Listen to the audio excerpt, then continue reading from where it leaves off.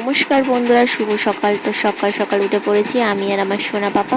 তো সকাল সকাল ওকে খাইয়ে দাইয়ে নিয়ে আমি আমার সংসারের সমস্ত কাজ করা স্টার্ট করে দিয়েছি। দেখতে পাচ্ছ যাবতীয় সংসারে যা যা কাজ থাকে আমি সেগুলো করতে চলেছি। আর শোনো, তোমরা অনেকেই আমার ভিডিও চুপি চুপি দেখে আর লাইক কমেন্ট না করেই চলে যাচ্ছ কেন বন্ধুরা? আমার ভিডিও কি একেবারেই ভালো লাগে না? জানো কতটা পরিশ্রম করে এই ভিডিওগুলো করতে লাগে? আমার সংসারে এত কাজ বাজ, একটা বাচ্চা, এত কিছুর পরে আমি লুকিয়ে চুরিয়ে একটু একটু লজ্জা পাই। সবার সামনে তো ভিডিও করতে পারি না, যেটুকু পারি সেটুকু ভিডিও করি।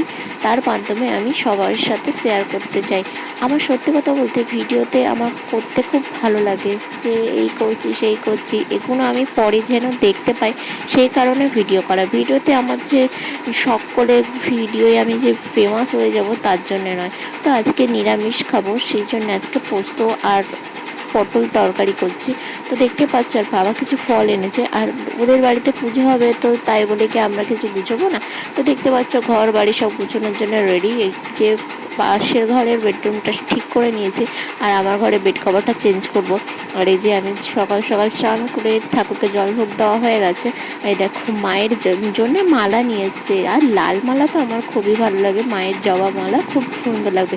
তো এক ছটকায় আমি একদম এক তুলি মেরে সব কাজগুলো সেরে নিয়েছি। দেখতে পাচ্ছ এই বেড কভারটা আমাদের বিয়েবার্ষিকী ওরাই গিফট করেছিল।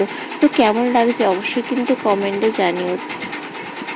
আর আমার সোনা পাপার জন্য নিউ ড্রেস পরাবো, তো এটাও ওর বার্থডেতে গিফট করেছিল ওদের ওই দি ভাইরা।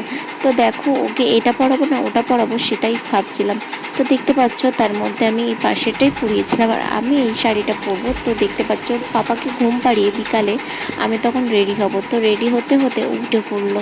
তো উঠে পড়ার পরে আমি মেকআপটা কমপ্লিট প্রায় হয়ে গেছে। তো তারপরে আমি শাড়িটা এই প্রথমবার আমি নিজে নিজে শাড়ি পরেছি।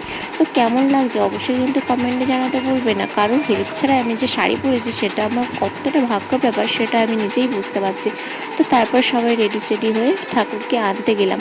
তো মাকে আনতে গেলাম, আর এদিকে দেখো গঙ্গা জল ছড়াতে ছড়াতে সবাই মিলে আনন্দ করতে করতে সবাইকে কত সুন্দর লাগছে, আর বাড়ির সকলে গিয়েছিলাম। তো দেখতে পাচ্ছ ভ্যানে করে মাকে তুলে নেওয়া হয়েছে, তার সাথে দুমদাম করে ফাটছে বাজি। আর এদিকে আমার সোনা পাপা খুবই আনন্দ উপভোগ করছে। দেখতেই পাচ্ছ সকলে মিলে কত আনন্দ করতে করতে গেছে। তোমাদের এলাকায় কেমনভাবে কীভাবে পুজো হয় অবশ্যই কিন্তু কমেন্টে জানতে ভুলবে না। তো দেখতে পাচ্ছ এইদিকে সবাই মিলে আনন্দ করতে করতে নাচতে নাচতে বাড়িতে পৌঁছে গেলাম প্রায় কাছাকাছি। তো এটা হচ্ছে আমাদের মোড়ের মাথা। তো সেই রাস্তা দিয়ে এখন হাঁটতে হাঁটতে আমরা সকলে মিলে পৌঁছে গেছি। তো অটো স্ট্যান্ড দেখতে পাচ্ছ, বাড়ির ধারে এসে দুমদাম করে বাজি ফাটছে। তো সেদিনকে প্রচণ্ড পরিমাণে জল বৃষ্টি হয়েছে দেখতে পাচ্ছ, আর কাদা, যার কারণে শাড়িতে প্রচুর কাদা লেগেছে। মা এখন আমাদের স্থানে উপস্থিত হয়ে গেল। তো দেখতে পাচ্ছ সবাই মিলে মাকে মায়ের স্থানে বসানো হলো। তো আমার সোনা বাবা সেইটা দেখে এখন শাঁখ আর এদিকে বাজনা বাজছে, দেখতেই পাচ্ছ সবাই মিলে নাচ গান করে মাকে বরণ করে তুলে নিচ্ছে কাকিমণি। তো সবাই মিলে এখন এইভাবে বরণ করে।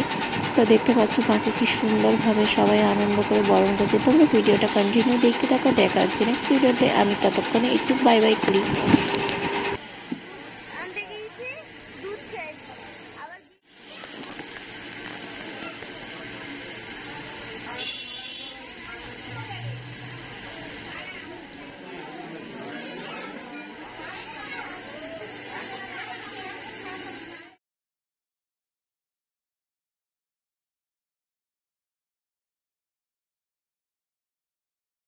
আসছে বছর আবার বলে মাকে বিদায় দেওয়া হলো, তখন আমি অবশ্য ছিলাম না, আমি আমার সোনা পাপাকে ঘুম পাড়াতে চলে এসেছিলাম।